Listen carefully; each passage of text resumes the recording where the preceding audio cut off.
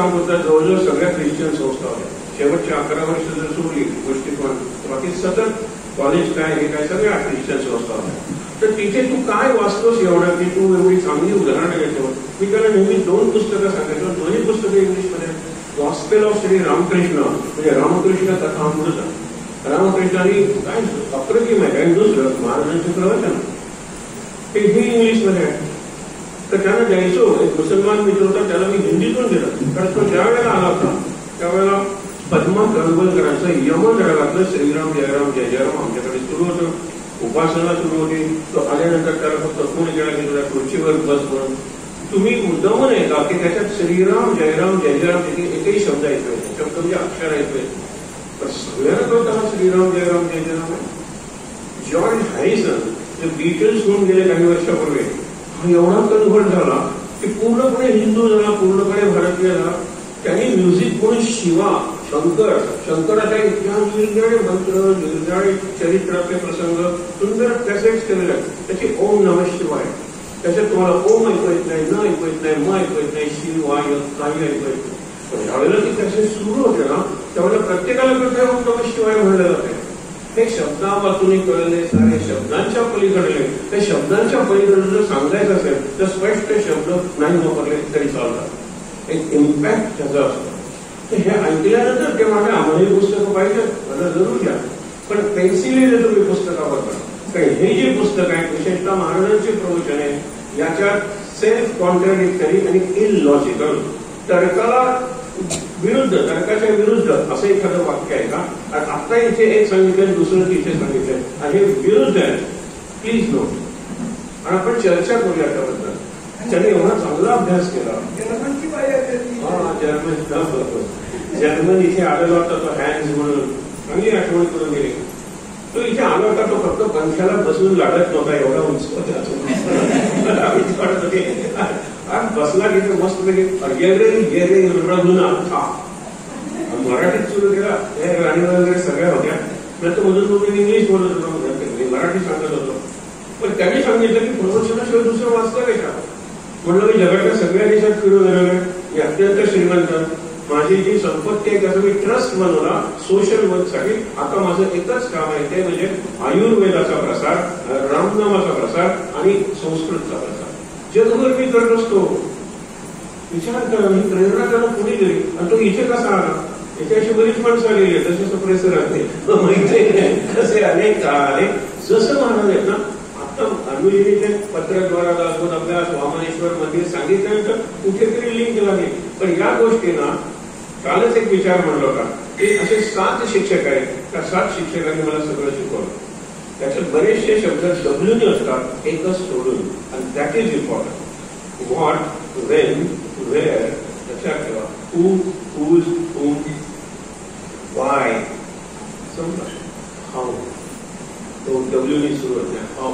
How you live and why you live. या 2 प्रश्नाची उत्तर जर मिळाली ना तर आजची गुरुपौर्णिमा साजरी झाली. मी का जिवंत आहे. मी का जन्मलो म्हणू नका. मी का जिवंत आहे. महाराजांनी मला का जिवंत ठेवले. अण्णूजीने तो मुद्दा काढला होता. कारण आज त्यांनी भान राखलं की 7 वेळा जवळजवळ मृत्यूच्या तावडीत मी सापडलो. आणि त्यातून वाचलो का कदाचित महाराज कदाचित केलं कदाचित इथली सगळी ऍक्टिव्हिटी हार्डवेअर आणि सॉफ्टवेअर 2 गोष्टी असतात. असे फोटो आहेत ना हे हार्डवेअर आहे. ते सुद्धा सकाळी ते म्हणायला गेले की इथे शंकराचार्य नाही आहे. आम्हाला शंकराचार्य जरा जरुरी असतात मिळाली नाही. पण हा फोटो माहीत होता सापडला नाही त्यावेळेला. मग अशा वेळेला काय आपली हिंदू एवढी सुंदर आहे संस्कृती एवढी विशाल आहे ना. कृष्ण वंदे जगद्गुरुम म्हणून कृष्णाला ठेवला. पंचायत पुरं झालं. आता शंकराचार्यामुळे कृष्ण काय सगळ्यांना आशीर्वाद देणारा गुरु आहे. जगद्गुरु आहे. जगद्गुरु शंकराचार्य आहे. आणि जगद्गुरु काय ब्रह्मानंद नाही आहे. गुरु पद आणि गुरु तत्व असं आहे की ते एका समाजापुरतं एका याच्यापुरतं नसतंच नसतं. म्हणून ते जगद्गुरु विश्वगुरु सगळ्या विश्वाचे ते गुरु असतात.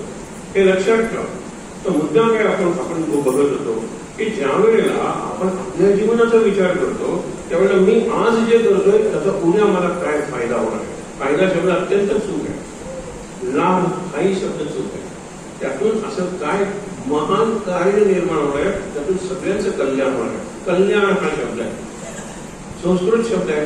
कल आपल्याला माहिती आहे, हिंदीतला तो कल म्हणजे काल आणि कल म्हणजे उद्या असतो, परंतु संस्कृतमध्ये कल म्हणजे उद्या फॉर द नेक्स्ट मोमेंट, पुढचा क्षण. आणि यान म्हणजे जाणं केवळ, गगनयान, चांद्रयान, मंगलयान माहित आहेत ना, यान म्हणजे जाणं.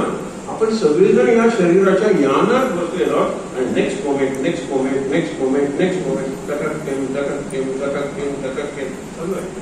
नेक्स्ट वेअर टू गो, विचार करा. आणि आयुष्यभर चालणार आहे. शंकराचार्यांचंच ते स्तोत्र आहे ना. काल इथे एक मंत्र म्हणला गेला, अप्रतिम म्हणला, त्यानंतर रात्री म्हणून दाखवला, आज मी सकाळी त्याच्यावरून म्हणून गेला.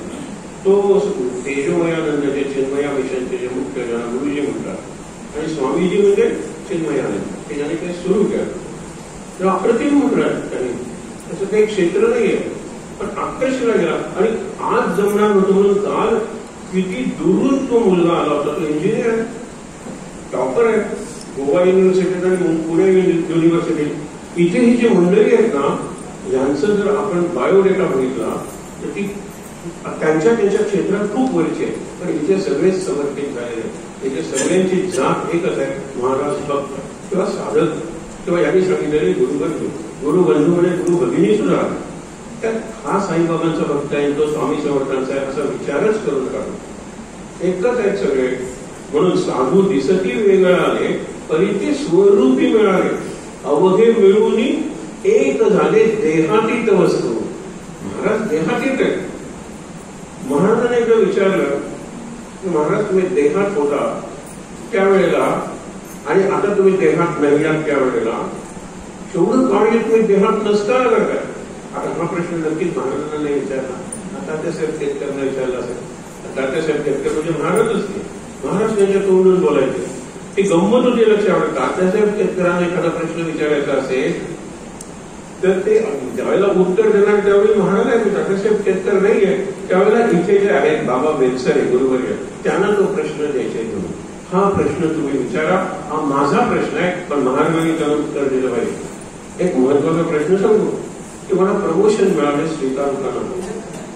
आता 2-3दा त्याला प्रमोशन मिळाले, पण दोन्ही वेळेला महाराजांनी नाही म्हणलं नाही, स्वीकार असंही म्हणलं. महाराजांनी 3 प्रश्न विचारले. आता तू ज्या वेळेला प्रमोट होणार म्हणजे प्रमोशन मिळणार, म्हणजे तुझा अधिकार वाढणार हो, म्हणजे तुझ्या हाताखालची माणसं वाढणार हो, म्हणजे त्यांना डील करण्यात हल्ली जे म्हणतो ना, तुला कटकट होणार, मनस्ताप होणार, मनावर ताण येणार हो म्हणाले. उत्तर दिलं की म्हणायचं ज्यामुळे तू माझ्यापासून दूर जाणार आहे, तुला प्रमोशन मिळेल, तू वर जाशील, माझ्यापासून दूर जाशील. कारण मी काम करतो संपत कोणाच्या तरी खाली, माझी जबाबदारी कमी असते. मुख्याध्यापक एक आहे, बाकीचे शिक्षक आहेत, तेवढी होती. त्यातला एखादा मुख्याध्यापक होतो त्यावेळेला त्यांना कळतं की grass is not green on the other side of the table, other side of the river. ठीक आहे, टेबलाच्या इकडे पहिल्यांदा तिथे बसत होता, मजेत होता, शाळेच्या रिझल्टची त्याच्यावर तेवढी जबाबदारी नव्हती. टेबलाच्या या बाजूला आल्यानंतर बरोबर दुसरी दिशा मी तुम्हाला सांगतो. माझे माहेर गोंदावले, एक चॅप्टरचं नाव आहे किंवा एक मोठा पॅरेग्राफ आहे, त्याच्यात हे शब्द कुणी वापरले. डॉक्टर बावडेकर, ते कॅन्सरचे सर्जन होते, त्यांना कॅन्सर झाला. हा प्रसंग बघा, हा प्रसंग आपल्यालाही आहे. आणि एक पुस्तक आहे गॉड वाय मी आणि गॉड वाय नॉट मी. या दोन्ही पुस्तकांबद्दल मी थोडक्यात सांगतो. आज गुरुपौर्णिमेला काय घेऊन जाणार होतं पण इथून, गॉड व्हाय मी हा प्रश्न पहिल्यांदा विचारला. तो एक हे होता निग्रो प्लेयर, ज्याने विम्बल्डन जिंकला. त्यावेळेला त्यांनी विचारला नाही व्हाय मी जिंकलं. आर्थर ॲश त्याचं नाव, आर्थर ॲश विम्बल्डन जे आता चालू आहे ते जिंकलं. पहिला तो ब्लॅक, निग्रो हल्ली शब्द वापरत नाही, पहिला ब्लॅक प्लेयर. काय वरील सरकारला वगैरे आनंद झाला. त्यावेळेला व्हाय मी प्रश्न नाही विचारला. व्हाय मी माझ्याशिवाय दुसरं कोणच नाही, मी जिंकणारच होतो. ज्या वेळेला त्याला एड्स झाला, जगातला हा पहिला वेल नोन पेशंट, जगात सगळ्यांना माहीत झाला विम्बल्डनमुळे. आणि एड्स झाल्याबरोबर कोसळून पडला, गॉड व्हाय मी. आता तो प्रश्न विचारतो, ज्या वेळेला जिंकलं त्यावेळेला मी जिंकलं. हा रोग झाला की ज्याला उपाय नाही आहे, आणि किती काय इम्युन डेफिशियन्सी, माझी रोगप्रतिकारक शक्तीच हे होणार आहे. मी जरा काही इन्फेक्शन झालं तरी मी आजारी पडणार आहे. पहिल्यांदा तर फारच तो भयंकर रोग होता. भाय मी त्यावेळेला प्रश्न विचारला. आता इथे सांगलीची काही मंडळी असतील बघा, करवरकर त्यांचं आडनाव. ती मुलगी शाळेत होती, 7वी 8वीत असेल कदाचित. नेहमी डॉक्टरकडे गेली, खोकला झाला आणि त्यांनी नेहमीच सिरप दिलं, कफ सिरप. नेहमीच फॅमिली डॉक्टर ना, फॅमिली डॉक्टर म्हणजे त्याला 2 पिढ्यांचे सुद्धा आजार माहीत असतात. आता स्पेशालिस्ट मध्ये कान तुम्ही कशासाठी आला? आता उजव्या कानासाठी ना, मग आज मी डाव्या कानाचा स्पेशालिस्ट. असला प्रकार झालेला आहे. पण फॅमिली डॉक्टर होलिस्टिक होतं, त्यांना सगळं कळायचं फॅमिलीचं. त्यांनी त्याला नेहमीप्रमाणे कफ सिरप दिलं. ते घेतल्यानंतर अशी रिॲक्शन झाली की ब्रेन सोडला ना, तिच्या शरीरातल्या जवळजवळ सर्व सिस्टम्स निकामी झाल्या, अकार्यक्षम झाल्या. ती जिवंत होती का भयंकर. डॉक्टर म्हणाले मी काही करू शकत नाही, मी दिलं ते नेहमीच दिलं आणि एक्सपायर वगैरे काही झालेलं नव्हतं वगैरे. ते म्हणाले आमची तुमच्याबद्दल तक्रारच नाही आणि ह्यातून आम्हाला मार्ग काढायचा, we have to fight it out. मग आता पुढचं सगळं सांगत असत. मराठीतलं पुस्तक आहे, व्हाय मी नॉट जज असलं तरी, आणि आईने लिहिलेलं पुस्तक आहे. पुस्तकाचा शेवट सांगताना माझा कंठ नेहमी दाखवतो. ही जी मुलगी आहे 7वीतली, कुठे शिकणार होती? नीट ऐकू येत नाही, नीट दिसत नाही, नीट बोलता येत नाही, सगळं सिस्टम ब्रेन आहे. आई म्हणाली मी तिच्याबरोबर तिच्या बेंचवर बसले तर चालेल का? बघा ही आईची टर्म आहे. शाळामध्ये भयंकरची हुशार विद्यार्थीने असं व्हायला नको, तुम्ही जरूर बसा. पण आई शिकायची, आई ऐकायची, आई बघायची, आई बोलायची म्हणजे उत्तरं नाही द्यायची. काही कळलं नाही कारण तिला नंतर लिहून द्यायची. तिच्याकडून आता कल्पना करा, असं करत करत ती SSC झाली, 12वी झाली. शेवटचा वाक्य मी फक्त तुला करतो, आई मी घाईत आहे, आता मला इथून लगेच लंडनला जायचं आहे. जगाची पॅरलल इकॉनॉमी, अल्टरनेटिव्ह इकॉनॉमी, संपूर्ण जगाची अर्थव्यवस्था कशी निराळी करता येईल, की सगळ्या जगाचं कल्याण. हा निबंध मी जो लिहिला होता तो मला त्या लंडनमध्ये कॉन्फरन्समध्ये वाचायचा आहे. आत्ताच्या आत्ता मला व्हिसा सगळं जे स्पेशल आहे. मी इथूनच लंडनला जाते. नमस्कार. मला तुला सांगायला येत नाही, इथूनच तुला मी नमस्कार करते, असं काही द्यायची होती. शेवटचा पॅरेग्राफ आई लिहिते. आई काय सांगते की देवा इतकं सगळं मुली माझ्या मुलीनं एवढं मिळवलंय, मी त्यामध्ये नॉर्मल होते आणि काहीच मिळालेलं नाही. म्हणून मला मनाच वाटतं माझ्या मुलीला जो त्रास झाला, व्हाय नॉट मी, तो मला का नाही झाला? मला झाला असता तर कदाचित मी सुद्धा असं जीवनात काहीतरी मिळवलं असतं.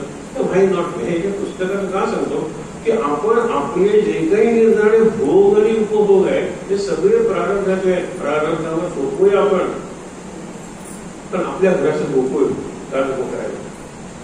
आजचा लेख आहे तो. आपण हल्ली संवाद जो साधतो, तुमच्याकडे नसेल तर तुम्ही बघा, सोपं आहे. याच्यावरही मिळतं, व्हॉट्सअपवर मिळतं, इथे आमचे ग्रुप्स आहेत. त्या ग्रुप्ससाठी आणखी एक ऍक्टिव्हिटी मला दिली गेलेली आहे ते मी तुम्हाला सांगतो. पण मुद्दा काय आहे की तो आत्मसंवाद आहे. सुस्वागतम नाही सुस्वागतम. आणि त्याच्यात महाराजांची जी बोधवचन आहे त्या बोधवचनानं त्याच्यात पहिलं तुम्हाला सांगतो काय, आय वॉज मूव्ह. मी म्हणलं लिहूया, रोज लिहूया. गेल्या वर्षी लिहित होतो. गेल्या वर्षी अधिक श्रावण होता. अधिक श्रावणानंतर ते लोक म्हणाले की निराळ विषयी तो निजच श्रावण आहे. आणि त्याच्यानंतर म्हणाले की आता भाद्रपद आहे, गणेश जरा सोडूया. पण नंतर परत नवरात्रात या देवी सर्व होते. ही सगळी पुस्तकं तिथे अर्पण केलेली आहेत, अजून छापून झालेली नाही. पण छापण्याच्या कोणत्याही क्षणी ते छापायला देता येते. अशी 4 पुस्तकं आहेत. मी तुम्हाला सांगतो की त्यातलं पहिलं जे पुस्तक आहे, ज्यावेळेला त्यांनी सांगितलं त्यावेळेला मी म्हणलं की अरे काय योग आहे तो.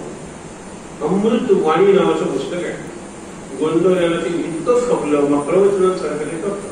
तुमच्या जीवनातल्या सगळ्या प्रश्नांना पारमार्थिक किंवा आध्यात्मिक दृष्टीनं उत्तर दिलेले आणि जवळजवळ एकही शब्द महाराजांच्या शिवाय नाही. महाराजांचं सगळं वाङ्मय आहे ते वाचून डॉक्टर मनोहर वर्टीकर हे काय अनस्थेशिया देणारे आहेत. आणि कधी कधी मला ग्लानी येते त्यावेळेला काय महाराज उत्तर देते म्हणून विचार करता करता या पुस्तकाची कल्पना सुचली. महाराजांची वाणी ही अमृतवाणी. आणि त्यामुळे काय सगळे प्रश्न आहेत हो. आणि काय प्रश्नांना सुंदर सुंदर उत्तर आहेत. आपल्याला आश्चर्य वाटलं की महाराज एकदम उत्तर कशी देते. महाराजांनी आजच्या प्रवचनात वगैरे सांगितलेलं की मला तुम्ही जे विचारणार ते आधीच करता. ते काही अवघड नाही होणार आहे, ती फार मोठी सिद्धीही नाही आहे. पण त्याचा उपयोग तुम्ही कशासाठी करता. तुमच्या मनातलं मला कळलं की तुमच्यावर उलगवणे किंवा तुमच्यावर विजय मिळवण्यासाठी मी काहीतरी उपाय, त्यांच्यासाठी अघोरी उपाय पण तुमच्या मनात तुम्हाला कळल्यानंतर या परिस्थितीतून तुम्हाला बाहेर कसं काढता येईल, या परिस्थितीतून तुम्हाला मदत कशी करता येईल, हा विचार जर मी केला तर ती सिद्धी आहे आणि ती टिकते. कधी ते प्रसिद्धीला जोडायची नाही, प्रसिद्धी नाही. महाराजांनी हे सांगितलं आहे. मग निरनिराळ्या वेळेला ते डॉक्टर बावडेकर त्यांना असाच झाला कॅन्सर. पण ते म्हणाले मी शेकडो कॅन्सरच्या पेशंट्सना जे पहिल्या स्टेजला ते मुक्त केलं आणि त्यांना वेदनामुक्त केलं, त्यांना चांगलं जीवन दिलं, मला तो कॅन्सर का व्हावा. आता एक table, side of the table लक्षात ठेवा, त्याचं एक उत्कृष्ट उदाहरण आहे. मित्र म्हणाले की मी तुझे रिपोर्ट घेऊन येतो. ते म्हणाले रिपोर्ट तुला दाखव. मी तुला दाखवणार नाही, मी आणि वहिनीला दाखवणार. मी डॉक्टर आहे, रिपोर्ट माझे आहेत. काहीतरी वाटेल ते स्वीकारलं काय आहे. त्याला वाटतही होतं आणि वाटतही नव्हतं. आपल्याला कॅन्सर असेल किंवा कॅन्सर नसेलही असंही वाटत होतं. तो मला देईना म्हणल्यानंतर मी माझ्या खुर्चीवरून उठलो आणि गेलो. माझ्या केबिनच्या दाराशी मी त्याला गाठलं, ते रिपोर्ट बघितले आणि मला कॅन्सर होता. त्यावेळेला तिथे जे सीटवर पेशंट बसतात त्या खुर्चीवर मी कोसळलो. इथे असताना मी डॉक्टर होतो, तिथे असताना मीच पेशंट झालो होतो. हा प्रश्न आला माझ्या मनात. इतक्या जणांना मी या व्याधीतून जर मुक्ती दिली, आनंद दिला, सुटका दिली काही जणांना, तर मला हे का भोगावं लागतं. आणि नंतर इतका त्रास झाला. जपानमध्ये वगैरे त्यांचा एक शिक्षक होते, त्यांनी सांगितलं की ट्रीटमेंट घे. मी एकही ट्रीटमेंट घेणार नाही पाहिजे. त्यावेळेला महाराज त्यांच्या जीवनात नव्हते.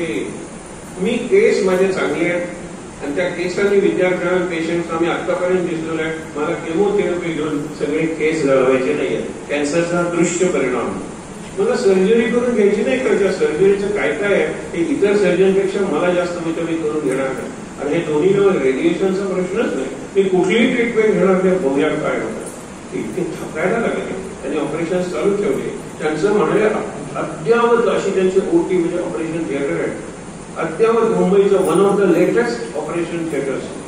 तिथे मी करायचो. अर्धा तास उभा राहिल्यानंतर मी माझ्या असिस्टंट्सना सांगायचो की आता यू कॅरी फॉरवर्ड. आणि तिथे खुर्ची ठेवली तिथे मी बसायचो. बायको मला कधी कॉफी, कधी दूध, कधी चहा द्यायची, कारण तिला माहिती की आता मी थकलेलो असतो. कुणीतरी सांगितलं की वाचा नाही हे पुस्तक, प्रवचने महाराजांची रोज एक वाचा.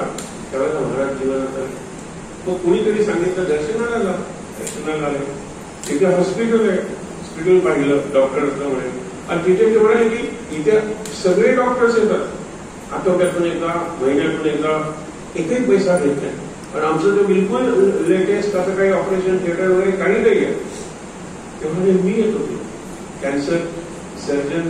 ते म्हणा की ठीकच आहे ना, उकड जर कॅन्सरच्या सर्जरी पहिली म्हणाली आम्ही जे ऑपरेशन केली तुमचा विश्वास बसणार नाही. स्वयंपाकघरात जे चाकू वगैरे वापरतात ते गॅसमध्ये स्टरिलाइज करून. पण माझ्या एवढ्या लेटेस्ट ऑपरेशन थिएटरमध्ये 100 ऑपरेशन झाली तर त्यातल्या 10 पोस्ट सर्जिकल कॉम्प्लिकेशन्स म्हणजे ऑपरेशन नंतरची कॉम्प्लिकेशन्स असतात आणि त्यातली 1-2 केसेस मरतात. अर्ध्या तासात मला बसावं लागत होतं. 12-13 तास मी काम करत होतो मंडळाला. तिकडे माझा गाऊन, ॲप्रन, टोपी वगैरे सगळं असायचं. इथे लेंगा आणि शर्ट. त्याच्यात काय थकलो तर 20 मिनिट बसेल ना, थकलो तर बसेल. मी थकायचंच नाही मला. अशा साध्या ह्याच्यातून काही एकालाही पोस्ट सर्जिकल कॉम्प्लिकेशन नाही.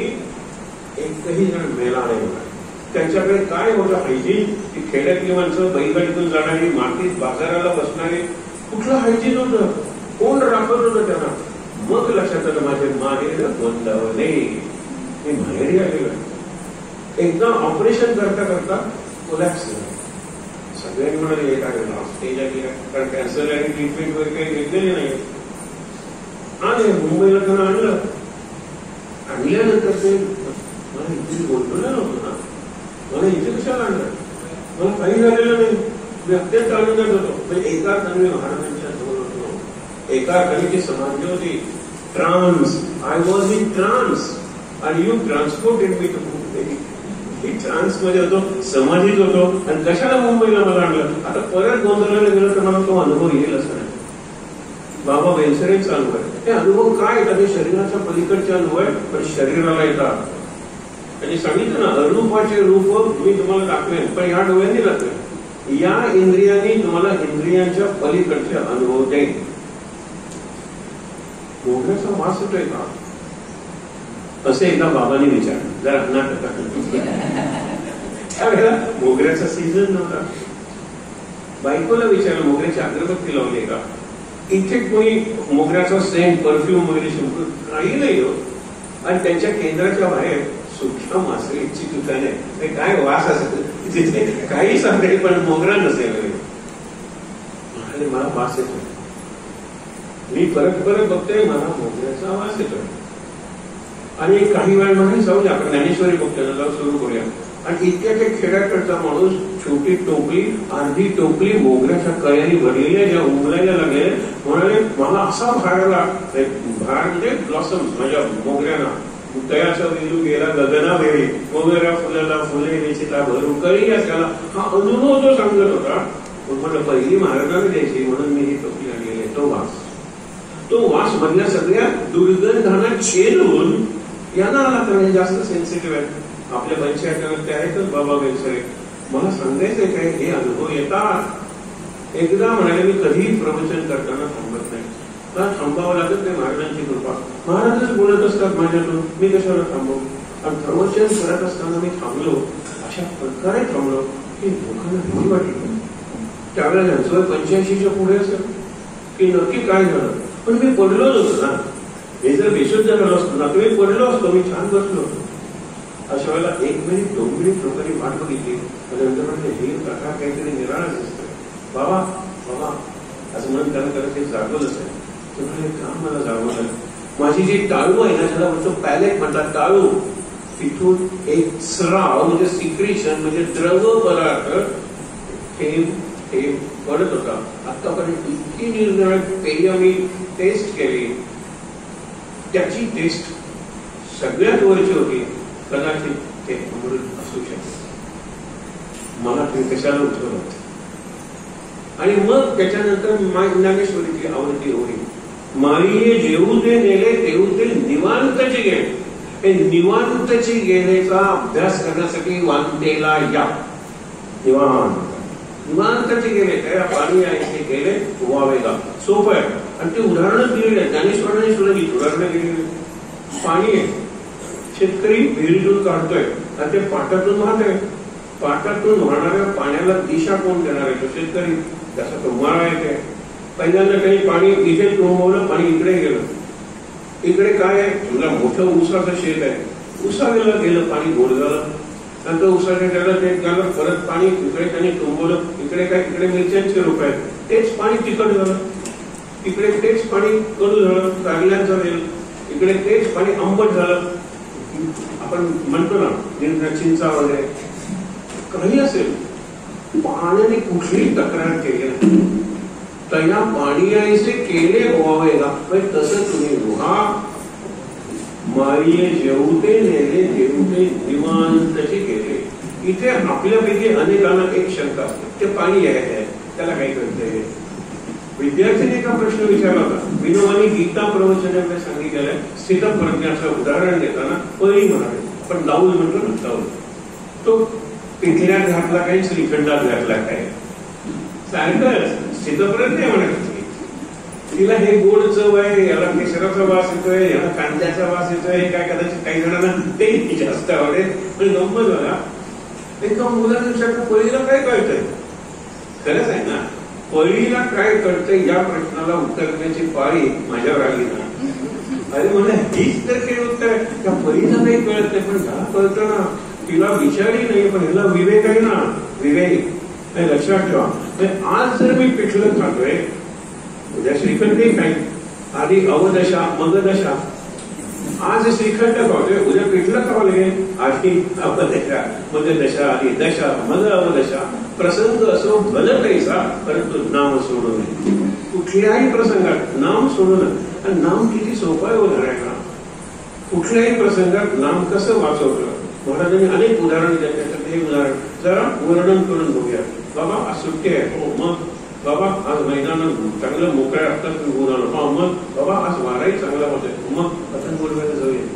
तुम्ही माझ्या वयाचे असताना खूप पतंग उडवायचा. तुमचा पतंग इतर पतंगाला टाकायचा. आणि नंतर दिसायचा सुद्धा नाही, म्हणजे हा दिसायचा सुद्धा नाही. आज आपण पतंग उडवतोय, पतंग ती चक्री, तो मांजा, तो दोरा असतो, सगळा घेतला. पतंग बाबा आणखीन वर जाऊ, बाबा आणखीन वर जाऊ, बाबा आणखीन वर. ढगांच्या पलीकडं त्या दिवशी सगळ्या गोष्टी एवढ्या अनुकूल म्हणजे फेवरेबल होता की तो इतका उंच गेला की दिसेना झाल्यानंतर हा आतापर्यंत नाचणारा मुलगा रडायला, बाबा आपला पतंग गेला. आपण ते करतो. महाराज कधी जात नाही, परमेश्वर कधी आपली साथ सोडत नाही. नाम मात्र झालं पाहिजे. महाराजांनी काय उदाहरण दिलं आणि का रडतोस, आपला पतंग गेला दिसत नाहीये. ते म्हणाले पतंग जर गेला असता, कट झाला असता, तर हा दोरा पडला नसता का? दोरा जोपर्यंत माझ्या हातात आहे तोपर्यंत पतंग माझ्या हातात आहे. तुला पाहायचाय? त्यांनी ओढला आणि त्याला पतंग दिसायला लागला. बाबा आता आणखीन वर पाठवा. एक बाजूला पतंग आहे परमेश्वर किंवा सद्गुरू, दुसऱ्या बाजूला सूत्र आहे, मी भक्त आहे, मी साधक आहे. आमच्यातला सेतू, दुवा किंवा ब्रिज काय आहे? नाम आहे. नामाने जोडलेलं आहे.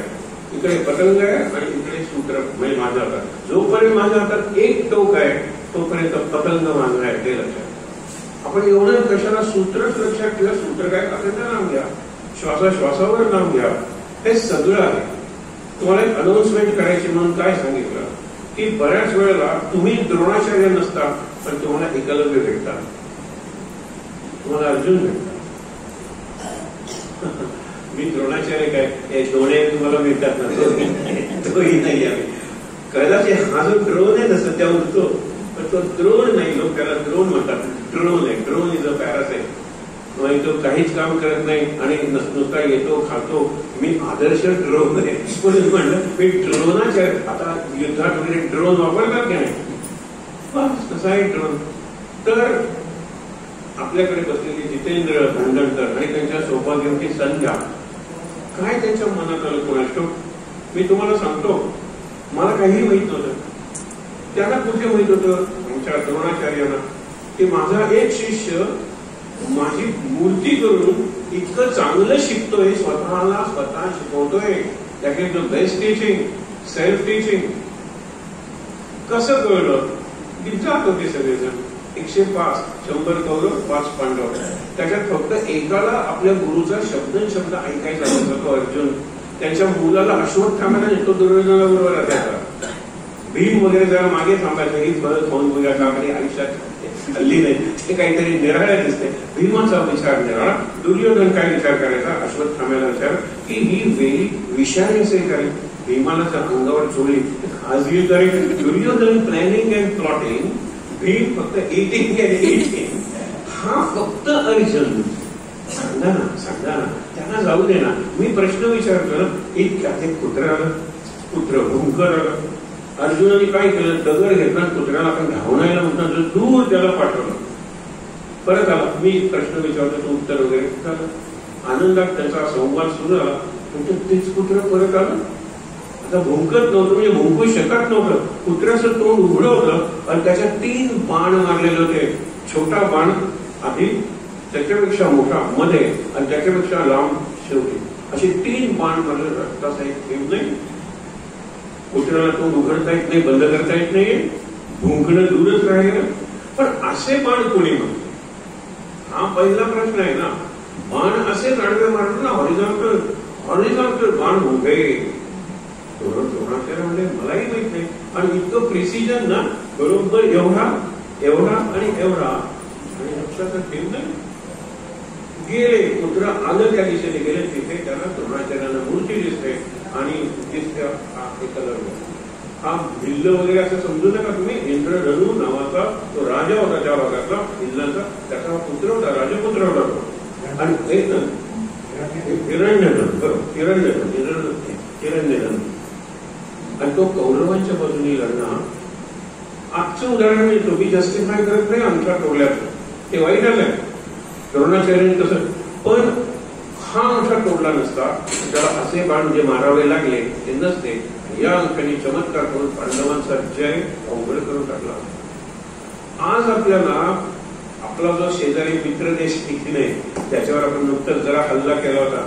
त्यांच्याकडे जर न्यूक्लिअर वेपन्स असतील तर सगळ्या जगाला भीती आहे.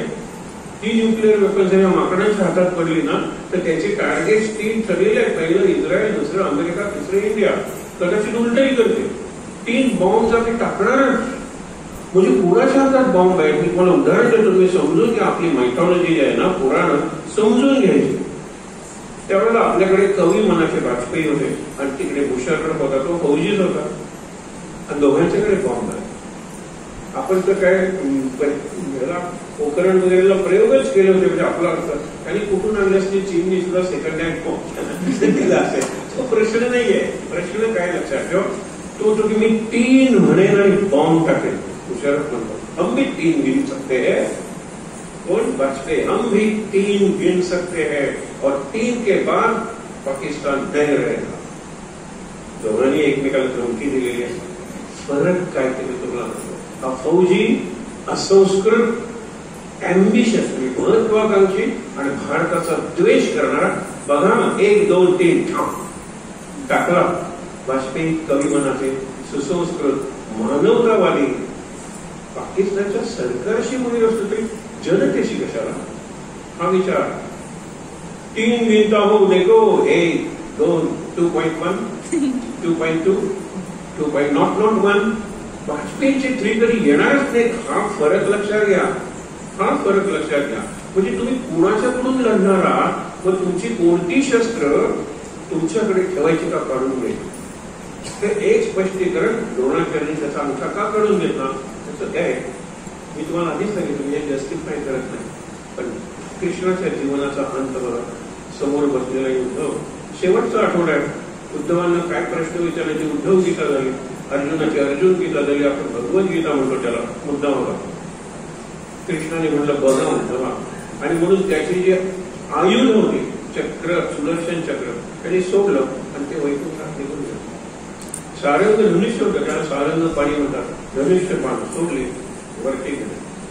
कौमुदी गदा आहे त्याची, गदा, आणि शंख त्याच्याकडे. शंख आव्हान द्यायला युद्धाचं, तो शंकरी शंख चक्र गदा आणि ते सारंग धनुष्य, ते सगळं गेलं वैकुंठात. एकच राहिलं पद्म.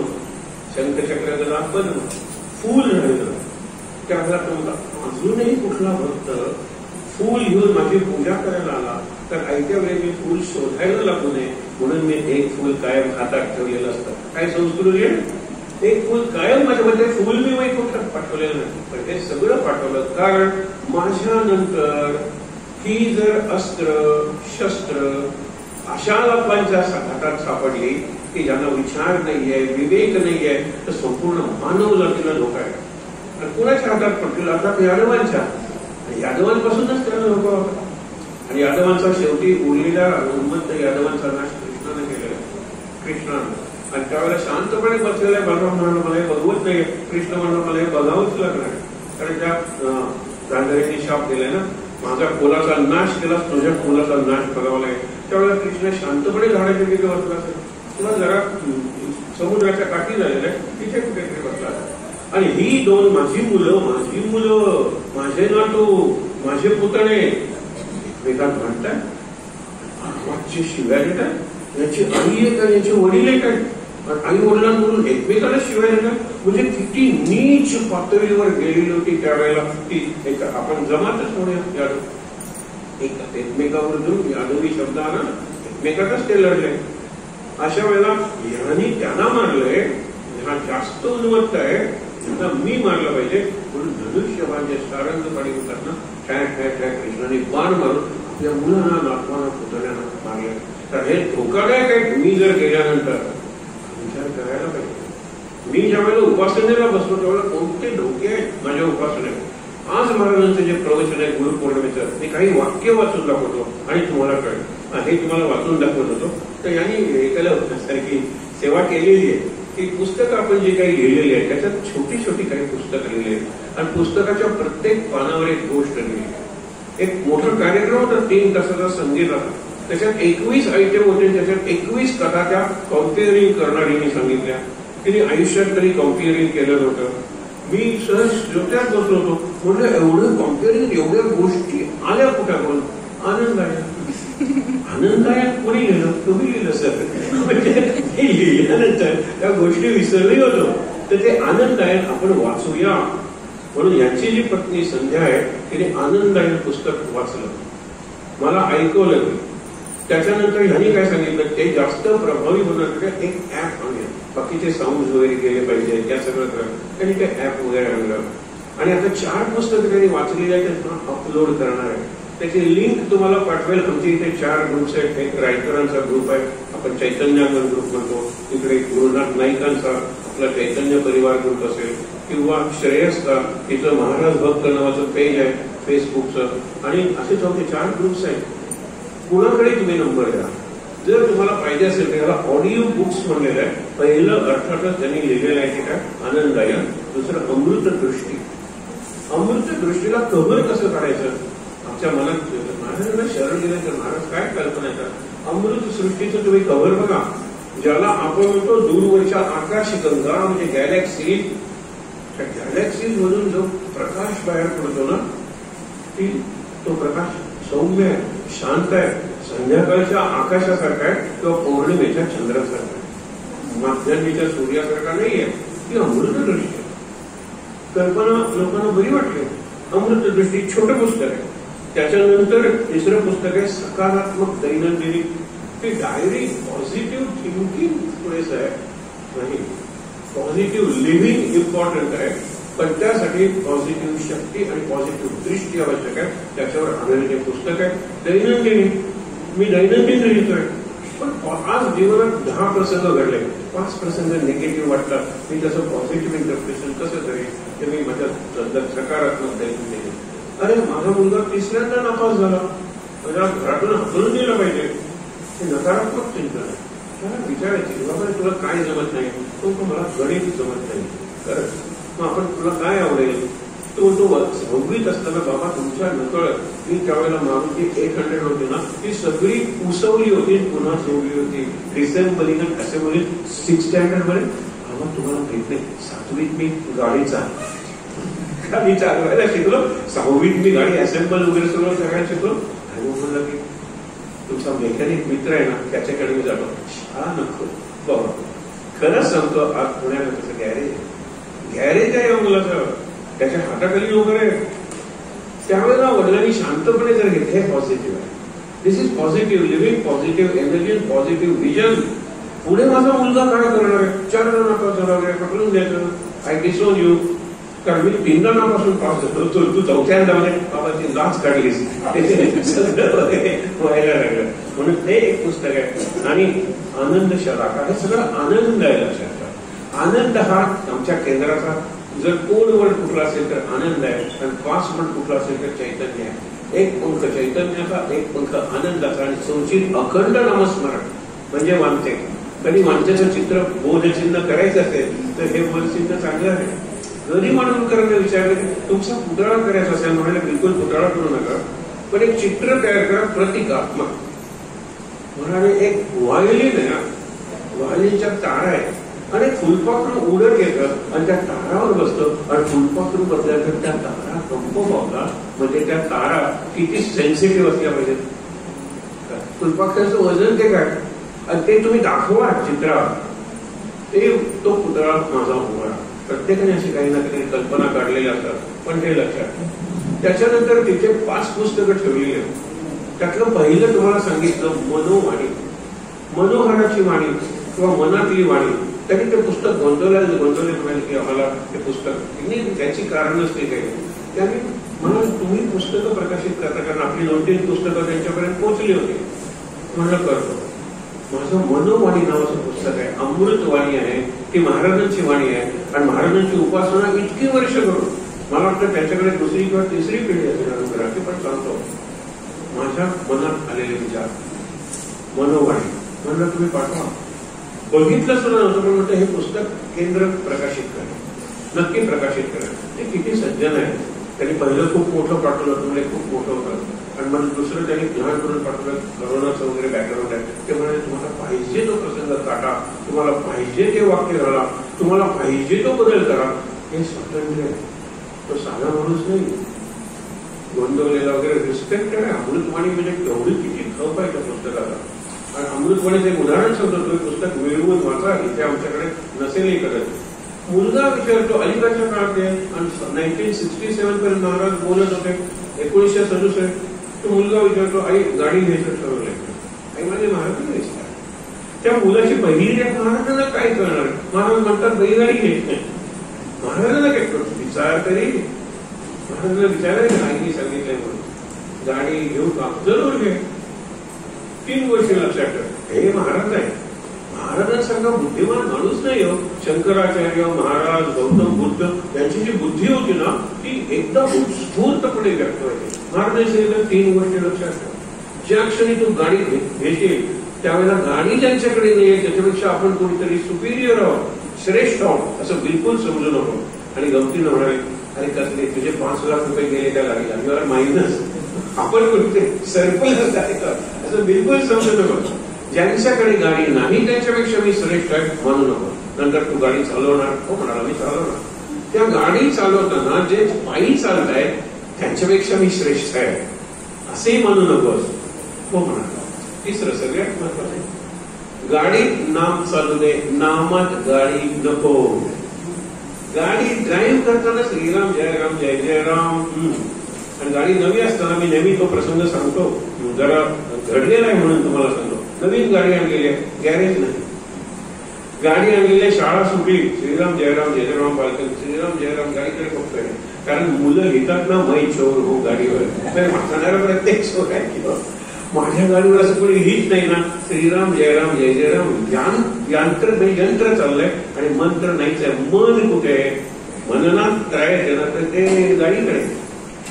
10 कावळे जरी संध्याकाळी उडत गेले तरी यांच्या सायम नामात कावळे स्मृती ठेवून जाते अशी त्यामुळे काय श्रीराम जय जयराम बघायचे लक्ष खाली मुलं घेत नाहीत ना. लक्षवर कावळे काय करत नाहीत ना. अरे नामात गाडी कशाला आणतात. गाडीत नाम चालू दे. अरे अशी उत्तर आहेत अमृतवाणीमध्ये. अमृताचीच वाणी आहे. हे दुसरं पुस्तक आहे म्हणून आम्ही प्रकाशित करतो. आता म्हणाले आज तुम्ही ते म्हणलं आज आम्ही अर्पण करणार आहोत. ते म्हणाले मला फोटो पाठवा कारण आता 2 दिवसांनी ते जर्मनीला जाणार. काल फोटो आमचे गेलेली असतील त्याच्याकडे. म्हणाले मी माझ्या मुलाला दाखवलं कारण त्याला या पुस्तकात इंटरेस्ट होता वगैरे वगैरे. हे सगळं बाकीचं सांगत बदलत. तर ते एक पुस्तक आहे. दुसरं पुस्तक पुण्याचे वाटवे म्हणून आहे. अमेरिकेला जातात त्यावेळेला एक पुस्तक ते लिहितातच जवळजवळ आणि काढतात परत येतात. त्यांचं हे 4थं पुस्तक आहे. आनंद पंचायत. आनंद आहेत सगळीकडे. पंचायतून कुठलं महाराज आनंद सागर महाराज, ब्रह्मानंद महाराज, पांडुरंग किंवा रामानंद महाराज आणि प्रल्हाद महाराज. प्रल्हाद महाराजांनंतर आपली परंपरा संपली. प्रल्हाद महाराजांपर्यंत अनुग्रह देत होते लोक. महाराजांनंतर प्रल्हाद आणि या प्रल्हाद महाराजांपर्यंतचे फोटो आपल्या या प्रवचनाच्या पुस्तकाला त्यांची चरित्रे. आणि प्रल्हाद महाराजांचं चरित्र वाचताना महाराजांसारखं चरित्र आहे त्यांचं. म्हणलं महाराजांचं चरित्र कमी कर. आम्ही महाराजांचं चरित्र 1/3 केलं कारण महाराजांचं चरित्र लोकांना माहित आहे. प्रल्हाद महाराजांचं कोणाला माहित आहे. प्रल्हाद महाराजांनी अनुग्रह दिलेले लोक गोव्यात आहेत, कोंड्याला वगैरे आहेत. ते अलीकडच्या काळापर्यंत जिवंत होते. ते आनंद पंचायत पुस्तक. आणि बाकीची जी 3 पुस्तकं आहेत ती आपण लिहिलेली लहान पुस्तक आहेत. श्रावण संवाद. श्रावणात जो संवाद आपण एकमेकाशी साधत होतो तो एक आहे. या देवी सर्व भूतेषु नवरात्र देवी देवी शक्ती आणि त्या देवी शक्तीची उपासना हे दुसरं पुस्तक आहे. आणि तिसरं पुस्तक आहे स्तोत्र चैतन्य चिंतन. जी स्तोत्र विशेषतः आपण विष्णू सहस्रनाम वाचतो. आपण निर्ज्ञानी संस्कृत किंवा मराठी स्तोत्र बघतो. पण अनेकांच्या दैनंदिन पठणात आहे ते म्हणजे व्यंकटेश स्तोत्र. त्याचा जो देवीदास त्याला झालेलं ते व्यंकटेशाचं दर्शन. आणि कसं दर्शन वर्णन करतो तो म्हणतो की पहिल्यांदा मला त्याच्या पायाची नख दिसते. त्यातून चंद्राची किरण बाहेर पडत होती. त्याच्यानंतर मला त्याची पायाची बोटी इतकी नाजूक. कुणाचं दर्शन आहे ते विष्णूचं दर्शन आहे. साक्षात विष्णूचं दर्शन.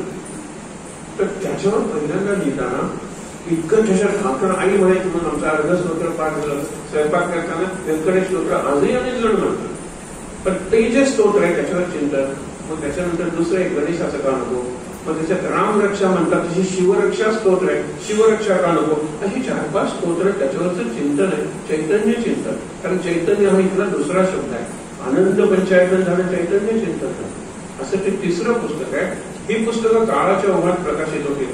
पण तुम्हा सर्वांच्या वतीने आज महाराजांना अर्पण केली गेली आहे, एवढंच फक्त सांगतो.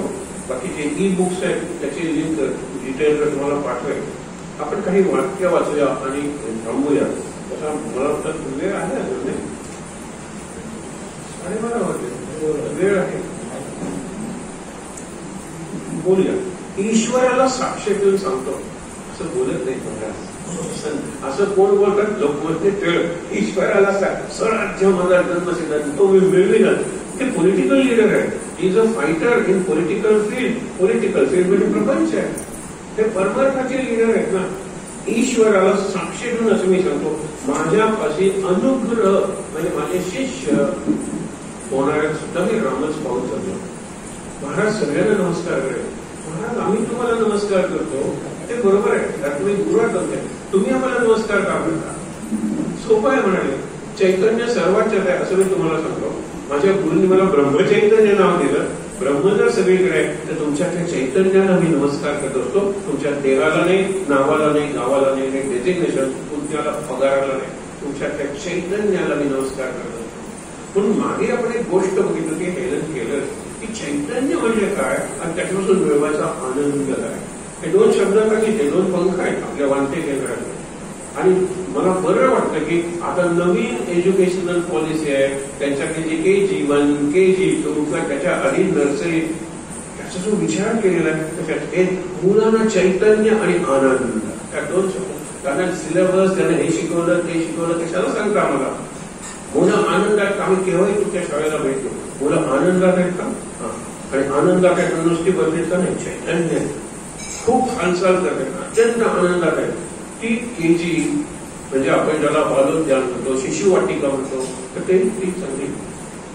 म्हणून ज्या वेळेला चैतन्याचा आपण विचार करतो त्यावेळेला तुकाई चैतन्य, त्याची चैतन्य परंपरा होती म्हणून चैतन्य नव्हते महाराजांना.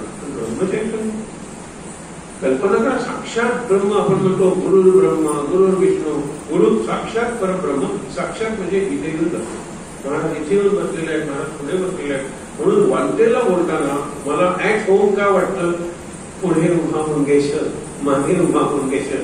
अरे माझ्याकडे गुरु माझा पाहतो आहे, कशाला पाहतो. इथे वातावरणच आहे अत्यंत मुक्त आणि अनौपचारिक असं वातावरण असतं. त्यामुळे काय ईश्वराला साक्ष मी तुमच्यात चैतन्यच बघितलं. हेलन केलरचा प्रसंग काय, ती मुकी होती, ती बंधळी होती, ती आंधळी होती, कसं शिकवणार तिला दिसत नव्हतं. तुम्ही जर काही 4-5 सांगाल तर ऐकू येत नव्हतं, ती बोलू शकत नव्हती, तुम्हाला प्रश्न विचारू शकत नव्हती. अशा मुलीला शिकवणं हे एवढं आव्हान होतं. ती गेल्या शतकातली गोष्ट आहे, जुनी गोष्ट नाहीये. इतक्या शिक्षिका आणि शिक्षक येऊन गेले पण तिला शिकवूच शकले नाही. आणि शेवटी ते मला काम बंधनात तुम्ही घालताय म्हणून त्यांचे कपडे काढले, केस तोडले, उठून टाकले आणि रक्त काढणं अंगावर. इतकी व्हायलंट व्हायची. मला बांधून काढलं तासावर, खोलीचं दार बंद, ती बाहेर जाऊ शकणार नाही, मी शिकवतो तू शिकलं पाहिजे. शेवटी त्यांनी जाहिरात दिली, ही शेवटची जाहिरात आहे, आमच्या मुलीला शिकवण्यासाठी शिक्षिका पाहिजे, पण कृपया खाली गोष्टी लक्षात ठेवा. तुमचे कपडे आमची मुलगी, तुमचे केस आमची मुलगी मुक्ते आणि तुमच्या शरीरावर ओरबाडून जखमा सुद्धा करेल. हे हवं असेल तर या. वेदवास्तिकेत आहे. माझं नाव ॲन सलिवन. मला तुम्ही सांगू नका तुम्ही जाहिराती भरपूर लिहिलेला आहे, पण तशी नाही आहे तुमची मुलगी. आमची मुलगी आम्हाला माहित का तुला माहित. बघा कर गंमत. त्यांचं स्पर्श ज्ञान खूप होतं, कारण त्याला स्पर्श होता की हो, त्याला दिसत नव्हतं, बोलता येत नव्हतं, ऐकू येत नव्हतं, पण स्पर्श होता की.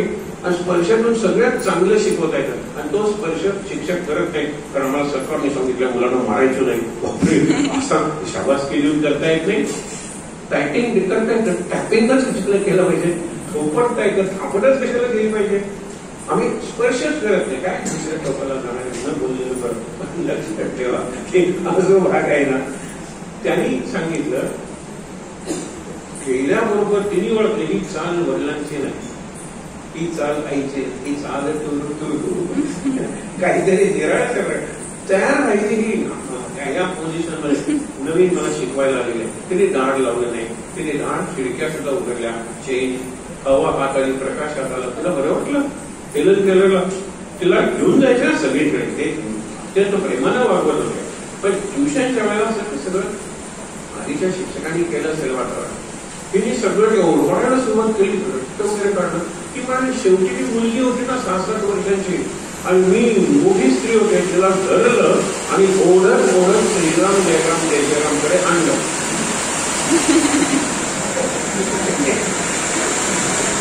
श्रीराम जय राम जय जय राम. सलीवन हे त्या शिक्षिकेचं नाव. तिने धरलं तिथे आणायला मी ओढून आणलं खाली बागेत ठेवलं. कारण आता स्पर्शानं शिक्षण सुरू झालं. तिने पहिल्यांदा एक दगड घेतला, तिच्या हातात दिला. त्या दगडाला वजन आहे, तिला कळलं तो दगड खडबडीत आहे, कळलं त्याचा स्पर्श फार अनुकूल नाहीये, तेही तिला कळलं. आणि तिने दुसऱ्या हातावर स्पर्श करून STONE स्टोन. तिला काही कळलं नसेल, पण तिला एक कळलं. पण कारण पुढे गुलाब घेतला, गुलाब घालायला वगैरे लावला. स्टोनच्या बरोबर उलटा होता, सॉफ्ट होता, सुगंधी होता, त्याचा स्पर्श हवा हवासा वाटत होता. डाव्या हातावर रोज लिहिलं. नंतर पंपाकडे गेलं, पंप याचा विहिरीवरचा पंप, आणि तो पंप काढून पाणी आल्यानंतर तिने तिच्या हातावर पाणी सोडलं. तिला कळलं त्याचे जरा कूल आहे, ते वाहत आहे, हे बिलकुल इजा करत नाही, व्हेरी सॉफ्ट. तिने हातावर वॉटर लिहिलं, WATER. नंतर दोघी जणी बाकावर बसल्या की निराळ वाटलं, काहीतरी असं नाही ते BENCH बेंच लिहिलं. शिक्षण सुरू झालं होतं. आणि नंतर ती जोर करून तिने आपला हात सोडून घेतला. कल्पना करा, आपण मुलांना एक शिकवतो ते निराळच शिकतात, पण माझा उद्देश चांगला असेल आणि मी मनापासून शिकवत असेल तर ते निराळ करतात. त्याच्यात सुद्धा त्यांचं काही अकल्याण नसतं. मॉन्टेसरी नावाची एक शिक्षण तज्ञ स्त्री, तिने अशा थोड्याशा नॉर्मल नाही तशा मुलांना, नॉर्मल शब्दांनी वापरत नाही, पण सांगतो तुम्हाला, मुलांना शिकवायला सुरुवात केली. एक लहान मुलगा होता, तिला तिने मांडीवर घेतलं होतं. पण मोठं पुस्तक होतं, येशूचं पिक्टोरियल बायोग्राफी, म्हणजे सचित्र चरित्र होतं कुणाचं, येशू ख्रिस्ताचं मोठं पुस्तक होतं. आणि त्याच्यात ती सांगत होती ही इज अ शेफर्ड, म्हणजे तो कोण आहे, धनगर आहे.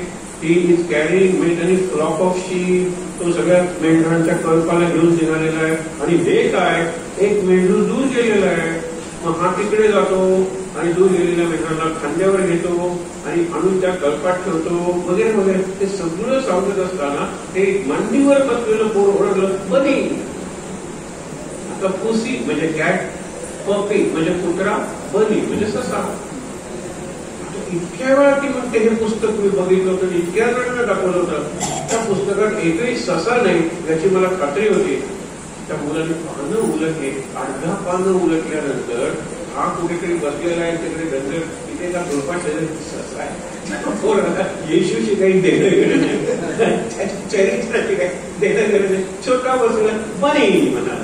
त्यावेळेला माझे डोळे उघडले. म्हणाले मी त्यांना एक सांगते, त्यांना दुसरंच कळतं. तिथे काय झालं तेव्हा तिने हात सोडवून घेतला, ती पळत आली. आपल्या घराचा तिला चांगला परिचय होता, जिन्याच्या स्टेप्स आली चालत वरून आणि गेली खोलीत. तिला जी नवीन भावली दिलेली होती अॅन सलिव्हन येण्यापूर्वी, कुणीतरी गेली असेल, त्या भावलीचीने केस उपटून एकीकडे टाकले होते, भावलीचा एक हात उपटून टाकला होता, पाय उपटून टाकले होते, तिला जो ड्रेस होता ते कपडे फाडून टाकलेले होते. आता तिने काय केलं आणि तिने आत्मचरित्र लिहिलं. एका अर्थाने ती म्हणते की मला डोळे नव्हते, फार बरं आहे, कारण डोळे नसलेलं जे जग दिसतं ते खरं असतं, आम्हाला जे जग दिसतं ते खोटं असतं. त्याच्या सिरियल मधल्या बायका करून शाळेला येऊन बाथरूम मधून सिल्क वगैरे मिसळून येतात, ते आम्ही खरं समजतो की नाही. अंधळ्या माणसाला नाही, आमचं जग हे अंतर्मुखी जग असतं. आम्हाला जे दाखवलं जातं त्याचा आम्हाला अनुभव येतो. We feel the world. You see the world, you hear the world, we feel the world, we experience the world, we live the world. आणि नंतर तिने स्टोरी ऑफ माय लाईफ पुस्तकाचं नाव आहे. ती गेली, सगळे तिने ते तुकडे गोळा केले, हेलन केलं, अतिशय जोरात रडायला लागले. एवढा नाही नवीन शिक्षक रडत होते. हेलन रडायला लागली म्हटल्यानंतर तिने पुढे काय लिहिलं आपल्या आत्मचरित्रात, that was the day of revelation. साक्षात्काराचा दिवस होता, ज्या वेळेला ती माझ्या एका हातावर एक वस्तू देत होती आणि दुसऱ्या हातावर काहीतरी लिहित होती. आय गेस या वस्तूचं हे नाव आहे. दुसरं गुलाब, रोज या वस्तूचं हे नाव आहे. वॉटर या वस्तूचं हे नाव आहे. हे मला कळलं. आणि म्हणजे वस्तू आहे, ते वस्तूला नाव आहे आणि नाव आहे ती जिवंत आहे. मला हेलन नाही का नाव, मी जिवंत आहे का? प्रत्येक वस्तू जिवंत आहे. हा पहिला लेसन मी शिकले. चैतन्य सगळीकडे भरले ना. या उपाधी माझी गुप्त चैतन्य असे सर्व करतात. आणि म्हणून महाराज म्हणतात की चैतन्याला मी नमस्कार करतो. तुमच्या त्याच परमेश्वराचा अंश आहे जो माझ्यात आहे. त्याच परमात्म्याचा एक भाग आत्मा म्हणून तुमच्यात आहे, तोच माझ्यातही आहे. त्याला मी नमस्कार करतो. आणि तो निराळ नाहीये, स्त्रियांच्यात पुरुषांच्यात नाहीये. समर्थाने विचारलेली उदाहरणं काही लोकांना नवीन असते, पण बरं आहे आपल्याला, मला ते आवडतं.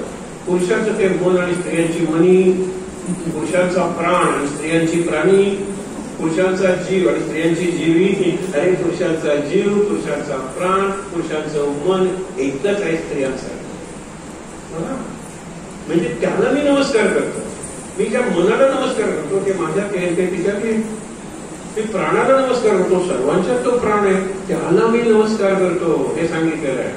आणि म्हणून इथे सांगतात की ईश्वराला साक्ष ठेवून मी असे सांगतो की माझ्यापाशी अनुग्रह घेणाऱ्यांमध्ये सुद्धा अनुग्रह घेतो. म्हणजे तो आहे ना माझ्या खालच्या मी राम पाहिला, सगळीकडे राम आहे, तो माझ्या शिष्यांच्यात का नाही? विचार करा, माझ्या मोलकर्णीच्या मुलात का नाही? त्याला बर्थडे नसेल? अरे 2-2 पगार घेणारे विचारही करत नाही की माझ्या मुलाचा बर्थडे असतो त्यावेळेला मी त्याला बोलवतो किंवा उरलेलं दुसऱ्या दिवशी त्या मुलाकडे पाठवतो, त्याचा बर्थडे नसेल विचारच करत नाही आपण. कारण तो मुलगा मला माझा वाटतच नाही. माझ्या मुलात मी आहे. आधा हमारा आधा तुम्हाला म्हणतात ना, अर्धे वडील असतील अर्धे मी असेल. तिच्यात मी कुठे? अरे तिच्यात जास्त मी आहे. हे परमात्मा, हे आपण इथे शिकतो. महाराज इथे सांगतात. तुकारामाने प्रश्न विचारलेला. तुकाराम समकालीन कोणाचा आहे माहिती आहे ना? शिवाजी महाराज, अफजल खान, आदिलशहा, औरंगजेब या सगळ्यांचा समकालीन आहे.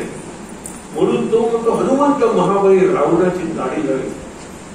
तुकाराम एक मुलगा उभारतो, सर रावणाला 10 तोंड आहे, 3 शेर दाढी बघितलं.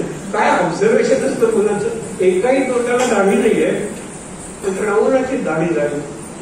प्रश्न विचारल्यानंतर लगेच उत्तर महाराज महाराज महाराज लगेच उत्तर देतात. आणि त्यावेळेस रावण म्हणजे अफजल खान, आदिलशहा, औरंगजेब हे त्यावेळेस रावण सगळ्यांना दाढ्या होत्या. हनुमंतांनी शेपटीला आग लावल्यानंतर सगळ्यांच्या दाढ्या जाळून टाकल्या. तुकाराम सांगायला हनुमंताचा पराक्रम आहे. तसं तुकाराम प्रश्न विचारतो, ज्यावेळेला अफजल खान आला आणि तुळजापूर मोडलं, हे मोडलं, पंढरपूर पर्यंत पोहोचला. अरे सगळीकडे तुझा जर अल्लाह आहे तर माझ्या विठ्ठलाच्या मूर्तीत तो नाही. साधा प्रश्न आहे. माझ्या रुक्मिणीत तो नाहीये, सगळीकडे अल्लाह आहे. नाहीतर सांग अल्लाह याच्यात आहे त्याच्यात नाही, अल्लाह याच्यात आहे त्याच्यात नाही. मग अल्लाह ज्याच्यात आहे तो एवढा भाग होईल, ज्याच्यात नाही तो एवढा भाग होईल. अल्लाह सगळ्याच्यात आहे, माझा ईश्वर सगळ्याच्यात आहे. मला तुझी मूर्ती नसेल, तो काबाचा दगड असेल, मी त्याला नमस्कार करतो. ही श्रद्धा आपण आज घेऊन जाऊया. त्याचा द्वेष करून हा नीच, हा उच्च, हा वरिष्ठ, हा कनिष्ठ करू नका तुम्ही. अगदी साधा आहे. मी शाळेत शिकवत होतो. महालक्ष्मीच्या मंदिर पणजीमध्ये आमची शाळा होती. त्याच्यापासून जवळ ते पणजीतलं इमॅक्युलेट चर्च होतं.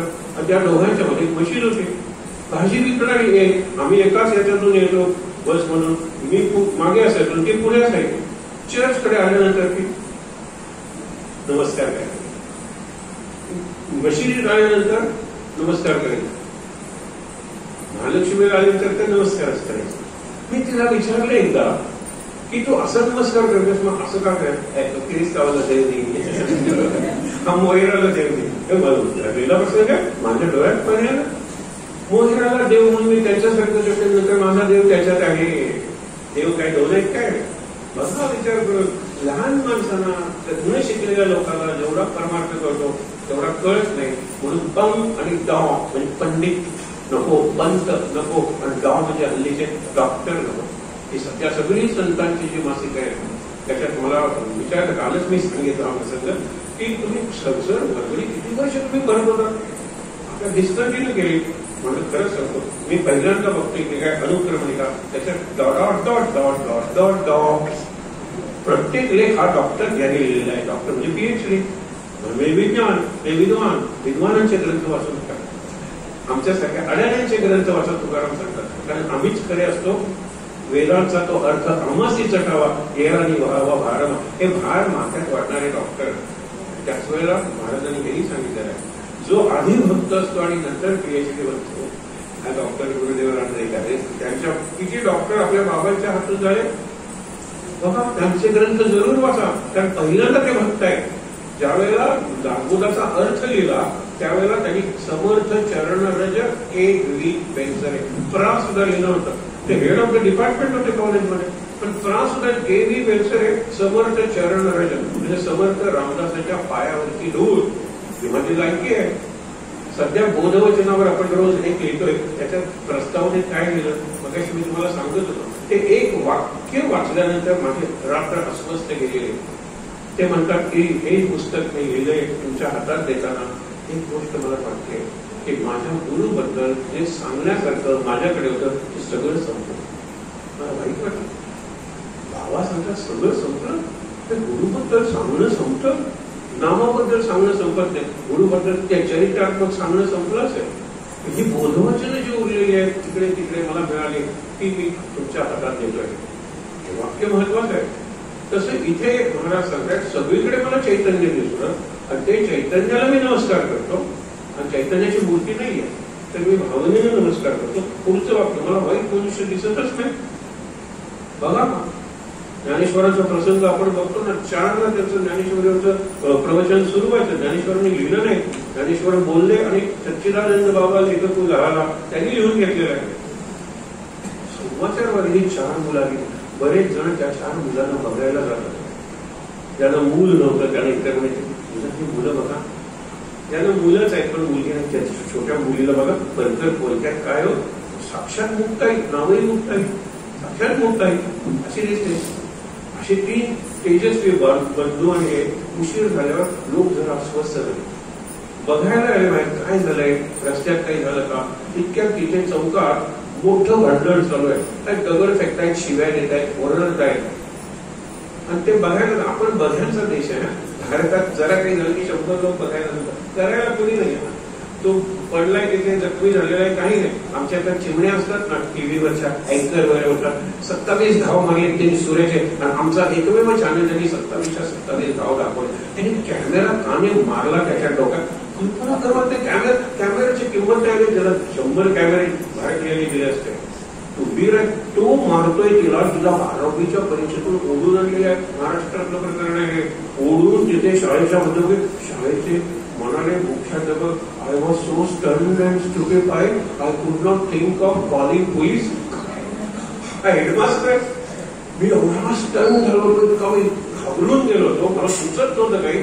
मी पोलिसांनी सगळ्याच्या समोर पेट्रोल ओतून त्याला चालले. हा जाळले ना रिंकू पाटील त्याचं नाव खूप काढलं प्रकरण ते. मुद्दा काय आहे की महाराज त्यावेळेला आले, जायला लोक बघायला निघाले. इतक्या ज्ञानेश्वर वगैरे आले, सगळेजण मंदिरातून बसले. त्यांनी विचारलं तुम्ही इकडून आलात ना, हो म्हणाले. मग तिथे काहीतरी भांडण चालू होतं का. आता गंमत बघा, भांडण ते काय असतं. नाही त्या वरच्या आवाजात बोलतात वगैरे, हो वरच्या आवाजात बोलतात म्हणून काय झालं. नाही ते शिव्या देतात म्हणजे काय. ते म्हणतात शिवी म्हणजे पार्वती, शिवाची शक्ती ती शिवी आहे. माझ्या कानात जो शब्द जातो तो शिवमधून जातो. किंवा माझ्या कानाला मी परीस लावलेला त्या परिसरात लोखंडाचे शब्द असले तरी सोनं म्हणूनच हात जातात. माझे डोळ्याला मी अशा प्रकारचं फिल्टर लावले, मला काही वाईट दिसतच नाही. महाराज म्हणतात मला वाईट मनुष्य दिसतच नाही, कारण त्याच्यात जे काही चांगलं असतं ते चांगलं मी पुढे नेतो त्याला. हे महत्वाचं. त्याच्यानंतर तिसरं लहान मुलं आणि पेन्शनर्स मला खूप आवडतात, कारण दोघांच्याकडे भरपूर वेळ असतो. लहान मुलांकडचा वेळ निरागस असतो, ते पुढे बघत असतात फ्युचरकडे. आणि पेन्शनरचा वेळ निरागस नसतो, आकस असतो. निरागस काय मागे बघत असते. फास्ट स्टोरी येते. आमच्या वेळेला मानकुरात म्हणजे काय म्हणजे आत्ता हातातला मानकुरात बेचवून झाला तो.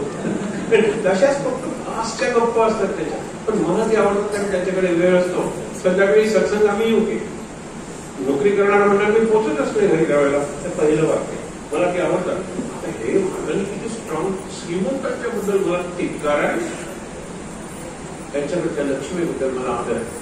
विद्वानांच्या बद्दल मला आदर नाही, पण त्याच्याकडे सरस्वतीबद्दल मला आदर आहे. कारण विद्वान म्हणजे अहंकारी होणार आहे, श्रीमंत म्हणजे उन्मत्त होणार आहे. मला त्याच्यातली लक्ष्मी, त्याच्यातली सरस्वती म्हणून मी मला तितका घातला तर त्याचा द्वेष मी करत नाही. आज न उद्या तो माणूस माझ्याकडे आला तर त्याच्याकडे लक्ष्मी जवळ बाजूला करेल, त्यांची पूजा कशी करायची, पैसा पैसा पैसा किती करणार आहे. पुढे काय म्हणतात लक्षात ठेवा. मला विद्वानांच्या बद्दल झालं, श्रीमंतांच्या बद्दल झालं, मला विद्वानांपेक्षा अडाणी आवडतो. हे एका अर्थाने महाराजांचं कन्फेशन आहे. जीवनाच्या शेवटी ही जी पुस्तकातली प्रवचनं वगैरे आपल्या शेवटी शेवटी ती खरंच शेवटी आलेली आहे. महाराज स्वतःच्या जीवनाबद्दल काय सांगतात, मला विद्वानांपेक्षा अडाणी आवडतो. अडाणी सांगावं लागतं. अडाणी म्हणजे न शिकलेला, तो मला जास्त आवडतो. अडाणी श्रीमंतांपेक्षा गरीब आवडतो. शहरात राहणाऱ्यांपेक्षा मला खेड्यात राहणार आवडतो. मला महालात राहणाऱ्यांपेक्षा झोपडीत राहणार आवडतो. हे ऐकलेला काय म्हणायचं, गरीब माणूस आहे. महाराजांसारखा श्रीमंत कोणी नाही, कारण फक्त लंगोटीवर त्यांनी लाखोंचे व्यवहार केले. नंतर ते माझे लंगोटीच राहिले. मी कपनी घालायचो, लोकांना लाच वाटू नये म्हणून. मला पुण्याला जायचं तर कपनीवर हे सुद्धा घालायचो, कुकर, कारण त्याशिवाय कोणी तर विद्वान मानतच नाही. म्हणून पुढे लक्षात मी तुम्हाला सांगितलं, तुझा डोळा घरी ठेवून घे, तुझी सावली बरोबर आणू नकोस सूर्यप्रकाश. ते कसं शक्य आहे? सावलीवर माझा काय अधिकार आहे? अरे तू ज्याला अधिकार म्हणतोस ती तुझी सावली आहे, एवढा विचार आहे तो. तू मी बीएड आहे, अरे सावली आहे. मी या कॉलेजचा प्रिन्सिपल आहे, सावली आहे. मी या वर्तमानपत्राचा एडिटर आहे, सावली आहे. शॅडो अँड सबस्टन्स, तुझ्या सबस्टन्स काय, तेरी औकात क्या है. चांगला शब्द आहे. पात्रता काय आहे, योग्यता काय आहे, आणखी काय आहे, औकात क्या आहे तेरी. विचार करा. आणि अवकातीचा मी माझा प्रसंग करतो, आज बघतो त्याला खरंच माझी काही अवकात नाही. माझं शिक्षण ते काय, नोकरी शाळेत केली, आज शाळेत येऊन पगार वाढली, ते आमची पेन्शन सांगितलं तुम्हाला जेवण जाणार कमी पेन्शन आहे. मला काय सांगायचं तुम्हाला की या सगळ्या गोष्टी सेकंडरी आहेत. आज मी तुमच्यासमोर बसलो तो महाराजांचं भक्त म्हणून बसलेलो आहे. तुमच्या आधी या मार्गाला लागलो म्हणून 2 पावलं पुढे, बाकी काही नाही आहे. तुम्ही 100 पान वाचत असाल तर मी 151 पान वाचलेलं आहे, म्हणून मी इथे आलेलो आहे. ते जास्त नाही, माझं मला कळलं पाहिजे, ते लक्षात ठेवा. म्हणून सांगतात की मला प्रत्येकाचा स्वभाव असतो. मिठाला सांगितलं खारटपणा ठेवून ये. मीठ काय म्हणेल, हुशार असलं तर ऍडव्होकेट मीठ असेल तर आधी साखरेला गोडपणा ठेवून यायला सांगा, मग मी सांगतो. आधी कोळशाला त्याचा काळेपणा ठेवून यायला सांगा, मग मी माझा खारटपणा सोडतो. ते आर्ग्युमेंट आहे फक्त. हा खारट आहे म्हणूनच त्याला मीठ म्हणतात. हा गोड झाला तर लोक साखर म्हणतील. असे प्रसंग असतात ना, साखर आणि मीठ जवळजवळ ठेवलेलं आणि बासुंदी करायला सांगितलेलं आहे. महाराज म्हणतात आमची इम्पॉर्टंट माणसं येणार, व्हेरी इम्पॉर्टंट, आणि म्हणून ती मीठ घालते बासुंदी, कारण सारखेच दिसतात मीठ आणि साखर. साखर घातलीच नाही, मीठ घातलं. बापरे, धावत गेली महाराजांच्याकडे. महाराजांनी जे विचारलं मी दुसरा प्रसंगी सांगतो, असाच आहे. आपल्याला पाठ आहे, पण महाराजांनी विचारलं काय, त्यांनी उत्तर काय दिलं ते महत्वाचं आहे. महाराज म्हणजे ठीक आहे, चूक झाली, मान्य हो, चूक झाली त्यावेळेला तू काय करत होते? श्रीराम जय राम जय जय राम, श्रीराम जय राम जय जय राम. रामाचं नाव घेत चूक झाली, राम बघून घे.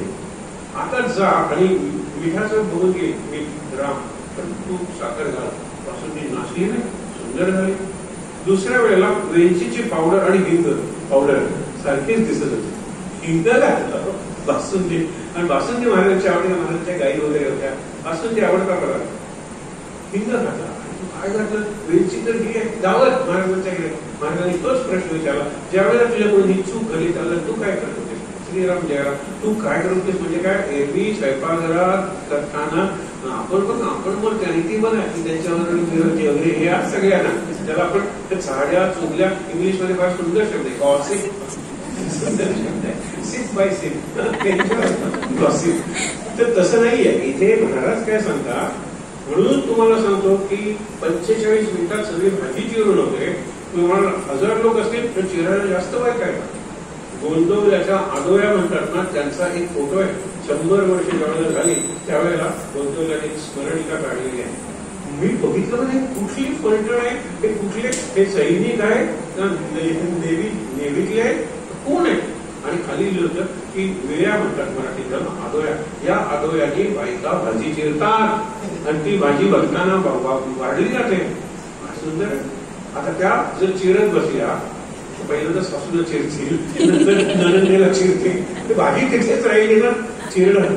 म्हणून पहिल्या याच्यापासून शेवटच्या पर्यंत त्या जे जे काही म्हणतात, मग त्याच्यात ज्ञानदेवांचा हरिपाठ करतात, काही मोठे म्हणा, हरी मोठे म्हणा, शेवटी महाराजांची काकड हे म्हणतात, मानस पूजा महाराजांची म्हणतात, ते सगळं बरोबर त्यावेळेला चालतं ज्यावेळेला शेवटची काहीतरी भाजी असेल ती चिरून झालेली असेल.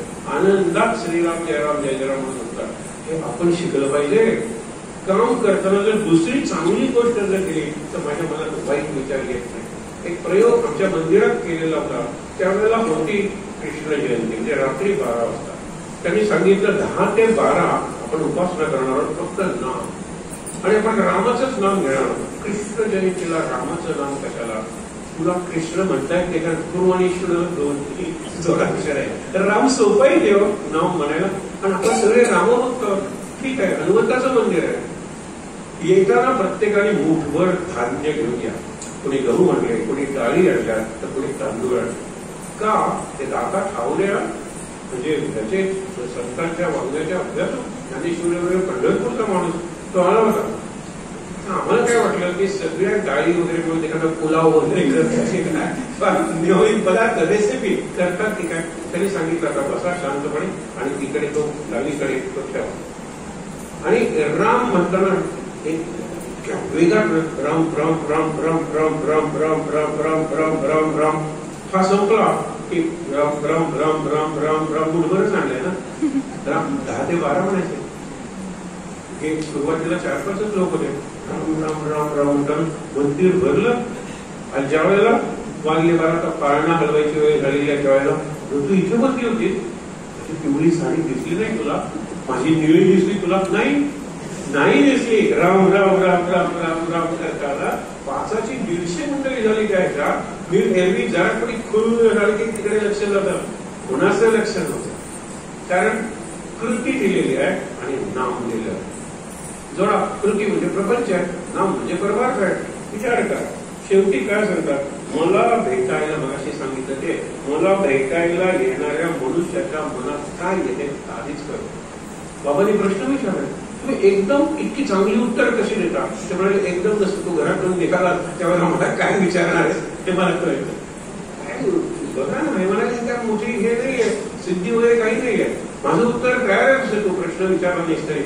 मी कधी कधी लोकांना विचारतो, तुम्ही विचारलं नाही ते तुम्ही काय नाही ते काय ते मला विचारायचं म्हणून घरातून निघालात ना?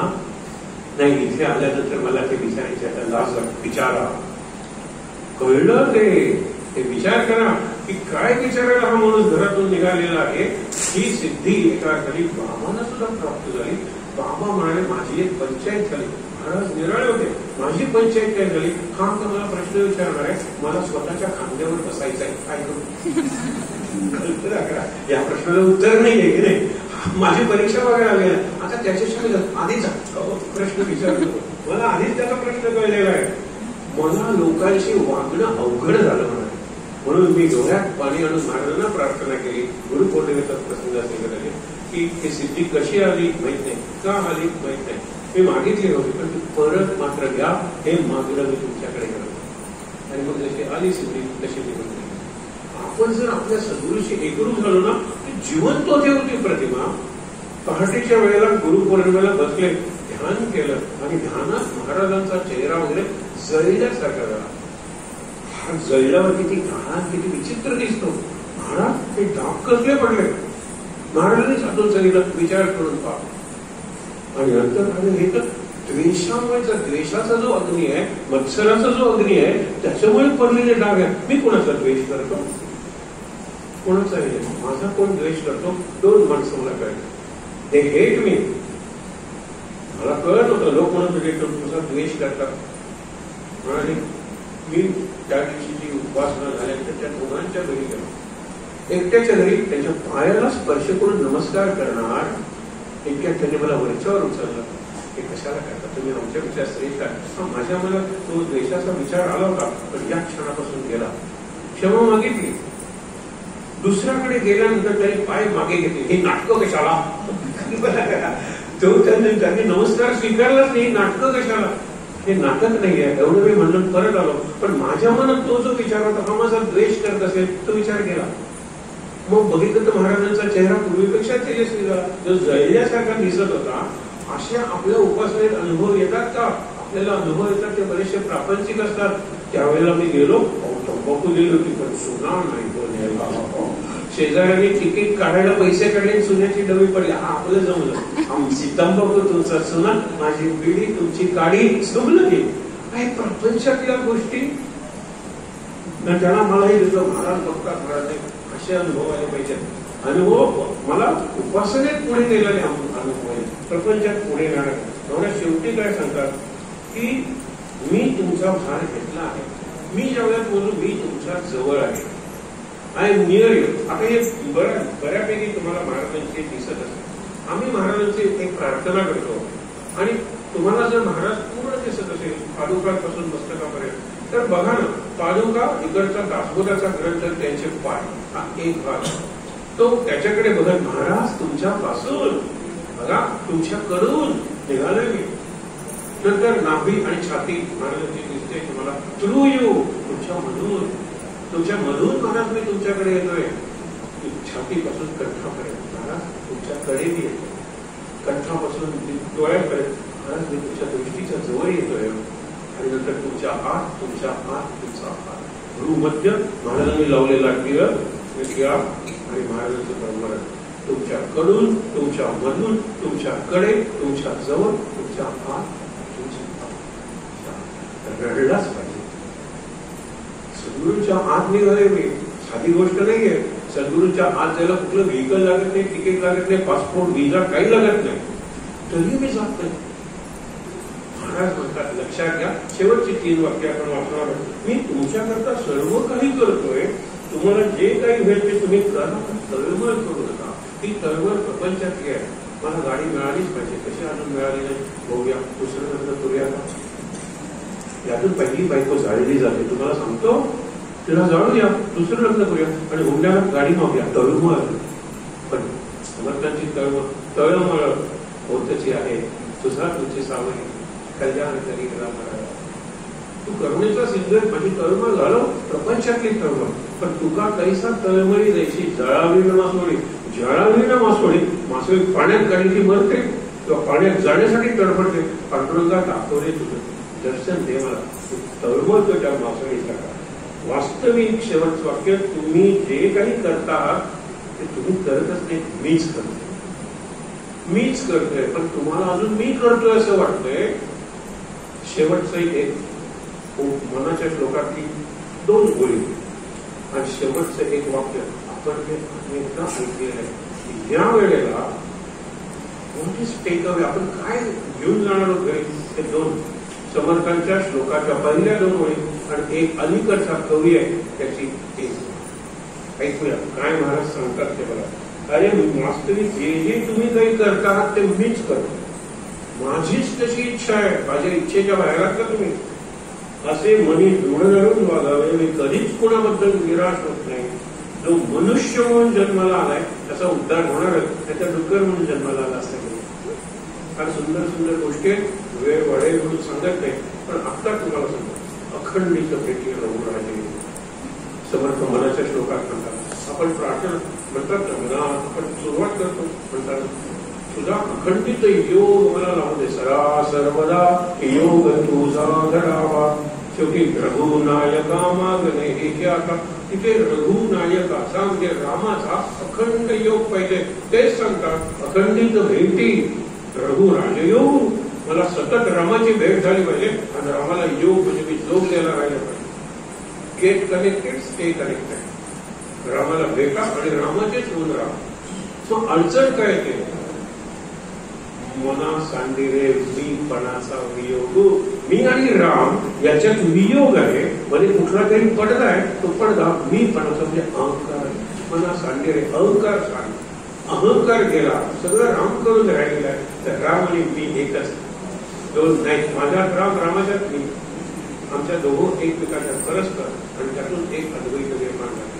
शेवटी त्या कवीची कविता खूप चांगली आहे, पण तो बहुवट म्हणून आपण घेऊन जाणार. रेगे मला वाटतं सदानंद रेगे काहीतरी कमी असते. जडलंच आहे पृथ्वीचं आकाशाशी नातं. आपण पृथ्वीवर प्रपंच करतो, आकाशात राम आहे. आपण गगन सदृशम म्हणतो, राम आहे, कृष्ण आहे, नभास आणि ते रूपया राघवाचे समर्थ सांगतात. तो आहेच आकाशाशी जडले नाते, धरणी मातेचे स्वयंवर झाले सीतेचे. ते आकाश म्हणजे राम आहे परमात्र, आणि सीता जमीन आहे, पुत्री जमिनीची प्रपंच आहे. मग तिथे मला कसं आहे, जडलंच आहे हो. पृथ्वी आणि आकाश काही दूर आहे काय? आकाश पृथ्वीला टेकलेलं नाही. आपण होरायझन म्हणतो ना, क्षितिज. Where the sky appears to meet the earth. ते पाचवीतलं पोरगं पाठ करतात, इंग्लिशला शिकत होतं, I am a boy, I am not a girl, हे इंग्लिश. आणि जिओग्राफीला horizon is an imaginary line where the sky appears to meet the earth. काय धन्य शिक्षक. सायन्सचं पुस्तक पुढा पहिला chapter nervous system. My body म्हणून सांगतो. पाचवीची पुस्तकं सांगतात, गेलीची पुस्तकं, पाचवीची पुस्तकं सायन्स मध्ये नर्वस सिस्टम, इकडे इमॅजिनरी लाईन जिओग्राफी मध्ये, आणि इंग्लिश शिकवत हे इंग्लिशची लेवल आहे माझी. हे काही केवळ पाठ करायचं. आई याचा अर्थ काय? अर्थ कशाला पाहिजे? पाठ. बाबा त्यात मार्क्स समजायला कशाला पाहिजे? हे लक्षात ठेवा. जडलंच आहे धरतीचं आकाशाशी नातं. मध्ये आड येतं फक्त एक गवताचं पातळ, ब्लेड ऑफ ग्रास. हे गवताचं पातळ म्हणून जमीन इकडे, आकाश तिकडे. हे माझं गवताचं पातळ कुठलं आहे शोधून बघ. माझं गवताचं पातळ अहंकार आहे का? स्पर्धा आहे का? ईर्षा, मत्सर, द्वेष, भ्रम, कशाचं माझं पातळ आहे हे शोधून काढूया आणि महाराजांना सांगूया, आता मला कळत नाहीये, पण मला तुम्ही शोधून द्या. आणि ते पातळ दूर करून आकाशाशी धरतीचं नातं, परमार्थ आणि प्रपंच यांचं मिलन, अद्वैत, ते साधूया. आणि त्याच्यासाठी गुरु पौर्णिमेला आपण गुरुकडे बघूया. आहे त्या ठिकाणी ताट बसून डोळे भेटूया.